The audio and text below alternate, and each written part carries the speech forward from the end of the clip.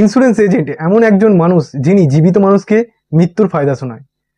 Insurance এমন একটা জিনিস যেটা করতে চায় সবাই, কিন্তু এর সম্বন্ধে স্পষ্ট ধারণা কারোর নেই।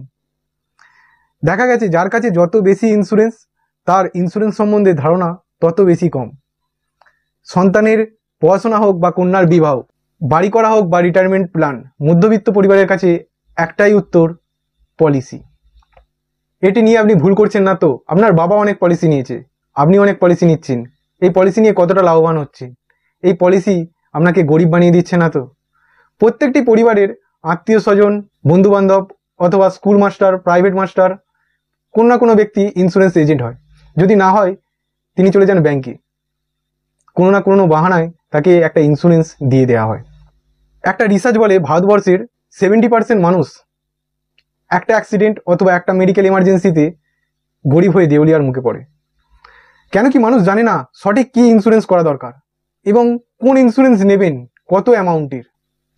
আপনি যদি ইন্স্যুরেন্স করে থাকেন, এই ভিডিওটি খুব ভালো করে শুনবেন, এবং যদি আপনি ইন্স্যুরেন্স না করে থাকেন এবং ইন্স্যুরেন্স করার কথা ভাবেন, তাহলে এই ভিডিওটি খুব মনোযোগ সহকারে শুনুন, কারণ এই ভিডিওটি আপনার কাছে খুব বেশি গুরুত্বপূর্ণ।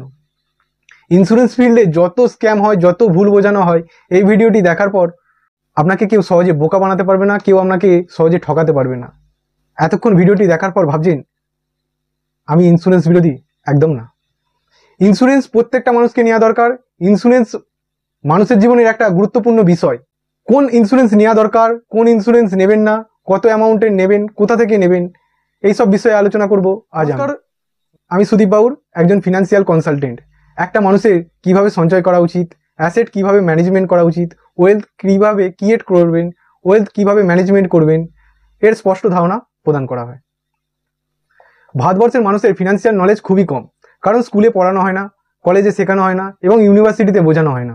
যদি বাড়ির কোনো ফিনান্সিয়াল ব্যাপারে আলোচনা হয়, বাড়ির বাচ্চাদের নয় খেলতে পাঠানো হয় অথবা অন্য কোনো কাজ দিয়ে বসিয়ে দেওয়া হয়। যদি আপনার পাশে বসিয়েও রাখেন, খুব বেশি শেখাতে পারবেন না, কারণ এর সম্বন্ধে নলেজ আপনারই অনেক কম। এর ফায়দা ওঠায় কিছু ইন্স্যুরেন্স এজেন্ট ছুটির দিনে অথবা কোনো না কোনো বাহানায় আপনার বাড়ি গিয়ে হাজির হয় এবং সারাদিন ধরে আপনাকে মৃত্যুর ফায়দা শোনায়। আসার সময় একটা ইন্স্যুরেন্স চাপিয়ে দিয়ে আসে। এটা যদি না হয়, আপনি চলে যান ব্যাংকে। ব্যাংকে অ্যাকাউন্ট খোলা হোক, একটা ইন্স্যুরেন্স নিয়ে নিন। অ্যাকাউন্ট বন্ধ করা হোক, একটা ইন্স্যুরেন্স নিয়ে নিন। লোন নেওয়া হোক, একটা ইন্স্যুরেন্স নিয়ে নিন। ব্যাংকে ইন্স্যুরেন্সের হিউজ প্রেসার থাকে, কোনো না কোনো বাহানায় আপনাকে একটা ইন্স্যুরেন্স গলায় ঝুলিয়ে দেয়।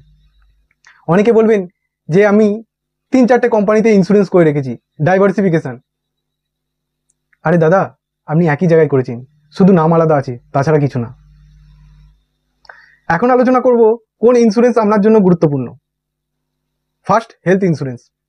একটা ডেটা শেয়ার করব।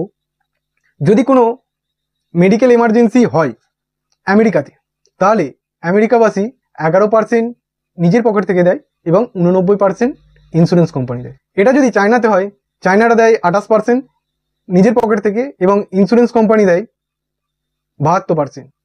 এটা যদি আমাদের ভারতবর্ষে হয়, ভারতবর্ষে 63% যায় নিজস্ব পকেট থেকে এবং 37% দেয় ইন্স্যুরেন্স কোম্পানি। কারণ অর্ধেক মানুষের ইন্স্যুরেন্স করা নেই এবং যাদের করা আছে খুব কম অ্যামাউন্টের। যদি 10 দিন ভর্তি থাকে, তার মধ্যে 4 দিনের খরচা ইন্স্যুরেন্স কোম্পানি দেয় এবং ইন্স্যুরেন্সটা শেষ হয়ে যায়। বাকি 6 দিনের খরচা নিজের পকেট থেকে দিয়ে পেশেন্টকে বার করে নিয়ে আসতে হয়। হেলথ ইন্স্যুরেন্সের ক্ষেত্রে কোন কোন জিনিসগুলো নজর রাখবেন? 1, ক্যাশলেস ফেসিলিটি। আপনার হেলথ ইন্স্যুরেন্সে অবশ্যই দেখবেন যে ক্যাশলেস ফেসিলিটি আছে কিনা। 2, অটো রেস্টোরেশন। অটো রেস্টোরেশনটা এমন একটা জিনিস, যদি আপনার একই বছরে একাধিকবার হসপিটালাইজড হন বা মেডিকেল এমার্জেন্সিতে পড়েন, যাতে সমস্ত ক্লেম ইন্স্যুরেন্স কোম্পানি কভার করে।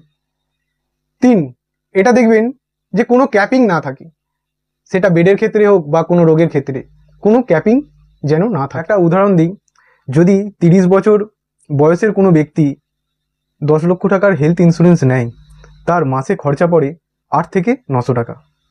এর মধ্যে থেকে সমস্ত জিনিসগুলি কভার হবে। এবার আসি পার্সোনাল অ্যাক্সিডেন্ট ইন্স্যুরেন্স অর্থাৎ পিএ পলিসি। এটি একটি খুব ছোট পলিসি। ছোট পলিসি মানে ছোট অ্যামাউন্টের পলিসি, কিন্তু এর বেনিফিট অনেক বেশি।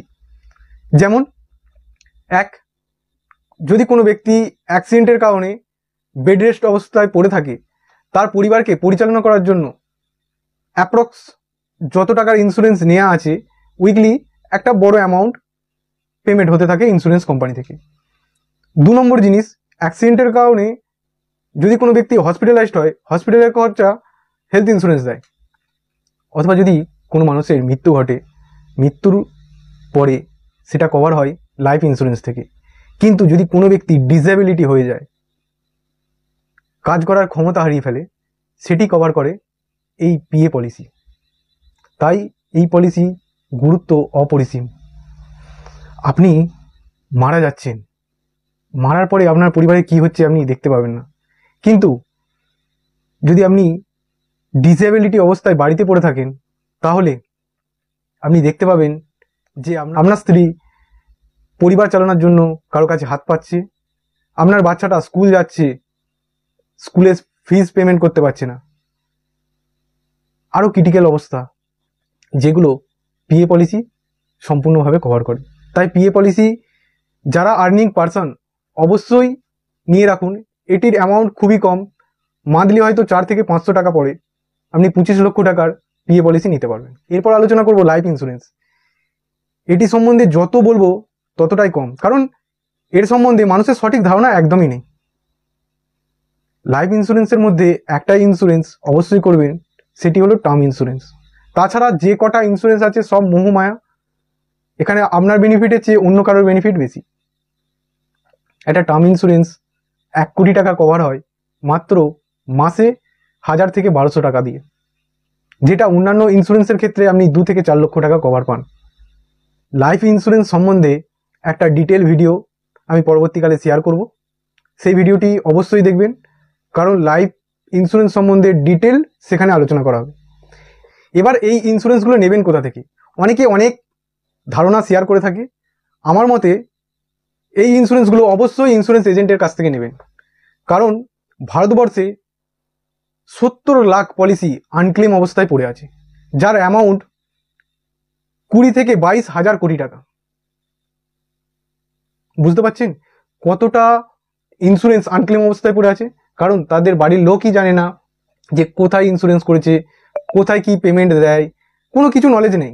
সেই জন্য বলছি, এটা যদি এজেন্টের কাছে করা হয়, এজেন্ট খোঁজ খবর নেয়, প্রিমিয়াম কালেক্ট করে, একটা বাড়ির সঙ্গে সম্পর্ক বজায় করার চেষ্টা করে, যার কারণে কি হয়, কোনো দুর্ঘটনা ঘটে গেলে আপনি ক্লেমটা সচ্ছলভাবে পেয়ে থাকবেন।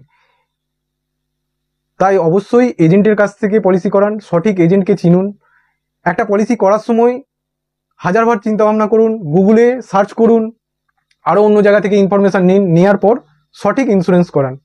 বেকার এক গাদা ইন্স্যুরেন্স করে কোনো লাভ নেই। ইনভেস্টমেন্ট ও ইন্স্যুরেন্স সম্বন্ধে সঠিক ধারণার জন্য ভিডিওগুলি সম্পূর্ণ দেখুন, অনেক নলেজ পাবেন, যেখানে আপনার ফিনান্সিয়াল নলেজ স্ট্রং হবে এবং আপনি বিভিন্ন স্ক্যাম ও ভুল বোঝা থেকে দূরে থাকবেন।